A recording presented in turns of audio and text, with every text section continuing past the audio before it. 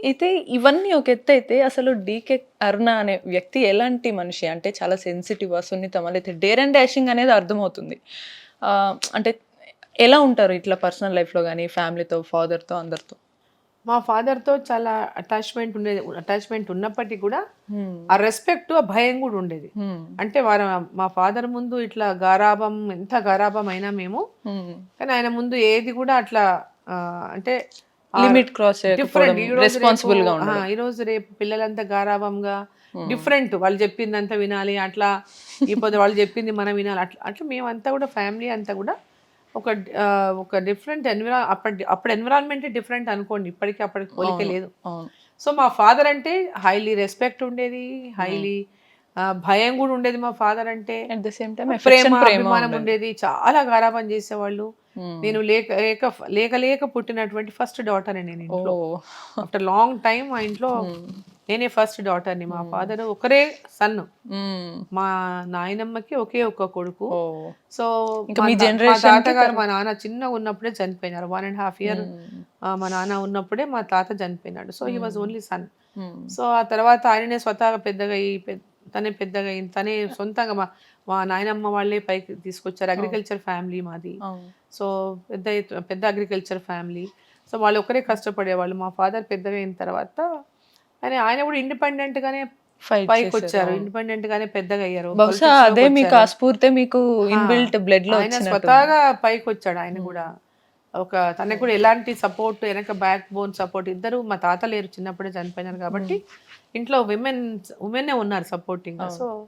ఆయన కూడా స్వతహాగానే పైకొచ్చినారు. ఓకే. సో, అట్లానే మమ్మల్ని అంతా కూడా మా ఫాదర్ పెళ్ళైన తర్వాత చాలా కాలానికి నేను ఫస్ట్ చైల్డ్ ఇంట్లో. ఓహ్! చాలా గారాబంగా పెరిగారు. పెంచారు నన్ను. సో, హ్మ్. అది చాలా అంటే మా ఫాదర్‌తో మాకున్న అనుబంధం అది అసలు అంటే ఎక్స్‌ప్లెయిన్ కూడా చేయడం రాదు. హ్మ్. ఆ రెస్పెక్ట్, ఆ అఫెక్షను అవును. అది అట్లా డిఫరెంట్‌గా ఇంత ఉండేది. ఎఫెక్షన్ ఉంది గదా మేడం మీకు. అయితే మీరు 2004లో మీరు గద్వాల నుంచి పోటీ చేసినప్పుడు ఒకసారి ఓడిపోయారు. అదే ఇయర్‌లో మీ నాన్నగారు గూడా యెస్. ఆహ్, ఆహ్, చనిపోయారు గదా! మరి ఆ పర్టిక్యులర్ మూమెంట్‌ని ఇటు ఈ ఓటమి, అటు ఫాదర్ లేకపోవడం రెండిటిని మీరెలా ఫేస్ చేసారు ఆ సిట్యుయేషన్‌లో? 2004లో ఓడిపోలేదు నేను. ఆ! 1999లో ఓడిపోయాను. ఓకే. 2004లో నేను ఇండిపెండెంట్‌గా గెలిచాను. మా ఓకే. ఫాదర్ కాంగ్రెస్ నుంచి ఎమ్మెల్యేగా టికెట్ ఇచ్చారు. హ్మ్. ఇద్దరికి ఇవ్వమని వాళ్ళు కావాలని పేచీ పెట్టారు.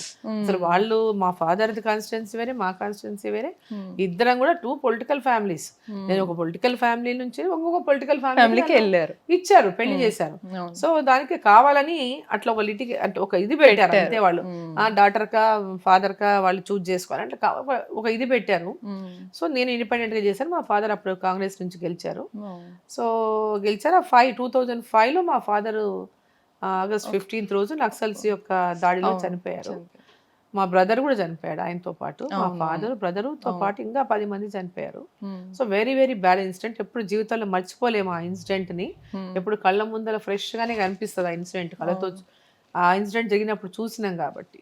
అవును. సో, వారు లేనిటువంటి చాలా పెద్ద అవును. లోటు మాకసలు ఫ్యామిలీకే టోటల్ అవును. నాకొక్కతే కాదు. టోటల్ ఫ్యామిలీకే పెద్ద లోటది. అయినా గూడా ధైర్యంగా ఎక్కడ గూడా ఎంత గూడా వెనక్కి తగ్గకుండానే ముందుకెళ్ళినాము. అవును. ముందుకెళ్ళాము. అటు ఫ్యామిలీకి గూడా పెద్దదాన్నయినాను. ఇక్కడ పొలిటిక్స్‌లో ఈ ఫ్యామిలీకి మా ఫ్యామిలీ కూడా నేను ఆహ్, ఒక స్ట్రాంగ్ ఒక లేడీగా నిలబడ్డారు. అట్లనే కష్టపడి అట్లనే ఇక కమిట్మెంట్‌తో స్ట్రగుల్ చేసుకుంటూ పైకొచ్చినాను. అవును. ఎంతమంది క్రష్ చేయాలని చూసినా, ఎంతమంది అణిచేయాలని చూసినా, ఆ యొక్క అవి కమిట్మెంటు ఇది పట్టుదల ఉంది కాబట్టే హ్మ్. ఇంత మీరు దాకా ముందుకు వచ్చాను రాగలరు. నేను. డెఫినెట్‌లీ. ఇప్పుడు ఈ రాజకీయాలన్నీ వచ్చారు మేడం. అంతా ఓకే. అంతా ముందుకు వెళ్తున్నారు. కానీ మీకు స్టార్టింగ్‌లో గావచ్చు, ఇప్పుడైనా గావచ్చు కొన్ని సార్లు రాజకీయాల్లో అగ్రనేతలుంటారు. అధికారులు వీళ్ళందరూ గూడా కొన్నిసార్లు వుమెన్‌ని ఆబ్జెక్టిఫై చేస్తూ మాట్లాడడం గాని, కొన్ని పదాలు వాడుతుంటారు. అవి వాడినప్పుడు మీకెలా అనిపిస్తుంది? అంటే ఫర్ ఎగ్జాంపుల్ ఇప్పుడేదన్నా సరే "నువ్వు మొగోడివైతే చూసుకుందాం రా" అనడం గావచ్చు. లేకపోతే వాడి చేతులకు గాజులేసుకొని కూర్చుంటారు. లేతే ఇంట్లో వంటలు చేసి అంటే ఇవన్నీ కూడా అంటే వుమెన్ అంతా చాలా తక్కువగా, చులకనగా చేసినట్టుగా అనిపిస్తుంటాయి ఈ పదాలన్నీ. And at the same time అవి మీరు మీ పర్సనల్ లైఫ్‌లో గూడా మీరు అటువంటి డిగ్రేడ్ చాలా చేసినటువంటి ఫేస్ చేస్తాం. Situations yeah! ఎనీ వుమెన్ హ్మ్. తప్పకుండా ఆ ఫేజ్‌లు అందరూ ఫేస్ చేసే ఉంటారు. అవును. ఫేస్ చేయని విమెన్ ఎవరు ఉండరు. అట్లాంటి పొలిటికల్‌గా ఇది పొలిటికల్‌గా ఇంకొంచెం ఇంకా ఎట్లా ఇబ్బందెక్కువ. బ్లేమ్ చేయాలనా? ఏ విధంగా వీళ్ళని డౌన్ చేసి వెనక్కి పంపించాలన్నా రకరకాలుగా ప్రయత్నాలు చాలా మంది చేశారు. ఆపోజిషన్ పార్టీ వాళ్ళు చేస్తారు, సొంత పార్టీ వాళ్ళు చేస్తారు, పడని వాళ్ళు చేస్తారు, పడే వాళ్ళు చేస్తారు. అవును. అన్ని రకాలుగా కూడా ఇవన్నీ నడుస్తాయి. ఉమ్, విమెన్ తప్పకుండా ఇవన్నీ ఫేస్ చేయాల్సిందే, లైఫ్లో తప్పదు. అవును. ఇవన్నీ ఫేస్ చేసి నిలబడినప్పుడే నిలబడతాం. లేకపోతే ఫస్ట్ కొత్తలో అనిపించేది ఏంది ఈ మాటలన్నీ వీళ్ళతో పడాలా నేను, ఇవన్నీ అనిపించుకోవాలనా, ఏదంటే అదే మాట్లాడేస్తారు, ఏదంటే అదే పెడుతుంటారు. ఇప్పుడు సోషల్ మీడియా వచ్చింది కాబట్టి ఇంకా మాట్లాడుతుంటారు. అవును. యూనో కొందరికి చాలా మందికి అవును. ఆ సోషల్ మీడియా అంటే వాళ్ళకి ఒక అంటే దాంట్లో ఇష్టం ఏది వచ్చిన- పెట్టాలా, ఏది పెట్టకూడదు, ఏమనాలా, ఏది అనకూడదు అనేటటువంటి సెన్స్ కూడా ఉండదు. అవును. సో ఎవరికి ఇష్టం వచ్చింది వాడు పెడతానే ఉంటాడు. అవును. దాంతో ఏదో మేము సాధించామని ఫీల్ అయిపోతారు. ఫీల్ అయిపోతారు. అది ఎంత చెత్త వాళ్ళు ఎంత చెత్త సన్యాసులు అని వాళ్ళు ఊహించుకోరు. వాస్తవానికి సోషల్ మీడియా వచ్చి ఏమి ఉమెన్ టెక్నాలజీ వచ్చింది అంటారు కానీ ఇంకా ఓపెన్ గా ఉమెన్ ని తిట్టడానికి వాళ్ళకి వాళ్ళు సోర్స్ వచ్చింది. సాధిస్తున్నది ఒకటే, విమెన్ తిట్టి వాళ్ళు సాటిస్ఫాక్షన్ పొందుతున్నారు. అవుతారు. వాళ్ళ మదర్ ఒక విమెన్ అని మనకు ధ్యాస ఉండదు, మన పెళ్ళాం ఒక విమెన్ అని ధ్యాస ఉండదు, వానికి ఒక కూతురు ఉంటే కూతురు విమెన్ అనే ధ్యాస ఉండదు, వానికి సిస్టర్ ఉంటే సిస్టర్ ఒక విమెన్ అనే ధ్యాస ఉండదు. సో ఇటువంటి సంస్కారం లేనటువంటి వాళ్ళు ఉంటారు ఇక, తప్పదు సొసైటీలో. వాళ్ళ కోసం మనం బతకడం లేదు కదా, అవును. మనం బ్రతుకుతున్నది ఏంది, మనం ఏదో చెయ్యాలి జీవితంలో, ఈ సొసైటీకి ఏదైనా చెయ్యాలి, దేశానికి ఏదైనా చేయాలి అనే దీంట్లో బతుకుతున్నాం. అటువంటి వాళ్ళకి మనం భయపడితే రాజకీయాల్లో ఉండలేము. అవును. So not only in politics, in every field. పాలిటిక్స్లో ఉన్న వాళ్ళే కాదు, ఇప్పుడు మీ ఫీల్డ్ కావచ్చు, ఒక ఫిలిం కావచ్చు, డిఫరెంట్ ఫిలిమ్స్, ఎక్కడైనా ఎనీ ఫీల్డ్, ఏ ఫీల్డ్లో ఎంచుకున్నా, స్పోర్ట్స్ అయినా ఒక ఎంప్లాయీ కావచ్చు, ఏ ఫీల్డ్లోకి వెళ్ళినా, ఒక సాఫ్ట్వేర్ కావచ్చు, ఏ ఫీల్డ్లో ఉన్నా, ఉమెన్ ఏ ఫీల్డ్లో ఉన్నా కూడా అక్కడ సమ్ కైండ్ ఆఫ్ జెలస్ అనేది అందరికీ ఉండదు, కొందరికి ఉంటుంది. అందరు అట్లా ఉంటారని చెప్పని, అవునవును. ఫ్యూ పీపుల్, ఆ సమాజంలో ఆ ఫ్యూ పీపుల్ వల్లనే మోస్ట్లీ ఎక్కువ నెగిటివిటీ స్ప్రెడ్ అవ్వడం ప్రాబ్లం అనేది. ఇప్పుడు ఒక సపోజ్ డీకేఆర్ ఉన్నా, ఒక మంచి పేరు ఉంది, సహించుకోలేరు. డీకేఆర్ ఉన్నా, ఒక పాపులర్, అందరూ మీరు ఎవరి మీద డిపెండ్ అవ్వరు, అందరూ ఎందుకు ఇంత అభిమానిస్తారు, సహించుకోలేరు. సహించుకోలేరు. సో మేము కూడా అలా అభిమానించేదానికి ఏం చెయ్యాలని ఫాలో అయితే బాగుంటది. అవును. ఇప్పుడు వాళ్ళు కూడా అలా అందరితో అభిమానించబడాలి, ఆమెను ఎట్లా అభిమానిస్తున్నారో మమ్మల్ని కూడా అభిమానించాలంటే మేము ఏం చేయాలని ఆలోచించి దాన్ని చేస్తే ఇబ్బంది లేదు. అవును. మీరు ఆ విధమైనటువంటి పోటీ పడడంలో తప్పు లేదు. అవును. బట్ ఎప్పుడు కూడా ఏ రకమైనటువంటి కదా అని చెప్పి పైన ఇంక చల్లాలనా, ఎట్లా చల్లాలి, ఏం చల్లాలి, ఏం చేస్తే మనం డ్యామేజ్ చేస్తాం, ఏం చేస్తే ఈమెని కిందికి మనం లాగొచ్చు, ఎట్లా ఈమె మానసికంగా బ్లేమ్ చేస్తాము అనేటటువంటి చీప్ ఫెలోస్ ఉంటారు. దాంతో మనం ఏం చేయలేము. ఆ చీప్ మెంటాలిటీ ఫెలోస్ని ఈ భూమి మీద ఎవరు మార్చలేరు.